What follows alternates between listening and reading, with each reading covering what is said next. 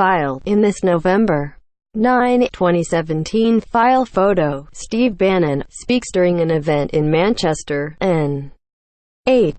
Breitbart News Network announced Tuesday, Jan.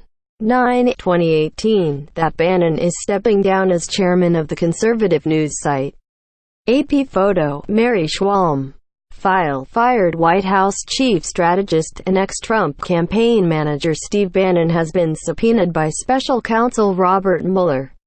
Fox News has confirmed. First reported by the New York Times, the Bannon subpoena was issued by Mueller's team last week. Sources told Fox News that Bannon's subpoena, requiring him to appear before a grand jury investigating Russian meddling in the 2016 presidential election, was issued after the FBI was initially unable to contact him. Sources familiar with the matter told Fox News that despite the subpoena to testify before a grand jury, there is a possibility that Bannon will, instead, be interviewed by Mueller's office. Even if you thought that was not treasonous, or unpatriotic, or bad ***T, and I happen to think it's all of that, you should have called the FBI immediately. Quote attributed to Steve Bannon in Fire and Fury, a spokesperson for Mueller did not immediately respond to Fox News' request for comment. Revelation of the Bannon subpoena came as the one-time Breitbart News executive chairman testified behind closed doors on Capitol Hill Tuesday. Bannon appeared before investigators at the House Intelligence Committee as part of its Russia probe. Bannon's subpoena, and interview with congressional investigators, comes after the publication of Michael Wolff's book, Fire and Fury, Inside the Trump White House, where Bannon made comments blasting President Trump's eldest son Donald Trump Jr., son-in-law Jared Kushner, and ex-campaign chairman Paul Manafort.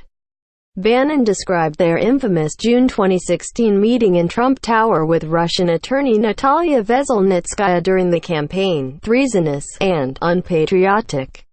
Steve Bannon testifies before House Intel Committee as part of Russia probe, even if you thought that was not treasonous, or unpatriotic, or bad ***T.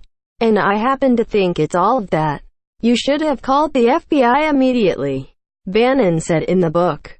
Bannon also said that Trump Jr. would be cracked like an egg on live TV in any possible public testimony about the situation. The president issued a multi-paragraph blistering takedown of Bannon, who left his White House post in August, suggesting that sloppy Steve Bannon had lost his mind.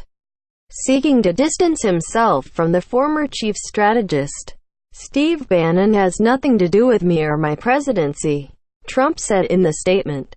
When he was fired, he not only lost his job, he lost his mind. Bannon is just the latest Trump campaign associate to be summoned to interview with Mueller. In October 2017, Manafort and his associate Rick Gates were indicted by a federal grand jury on 12 counts, as part of Mueller's investigation.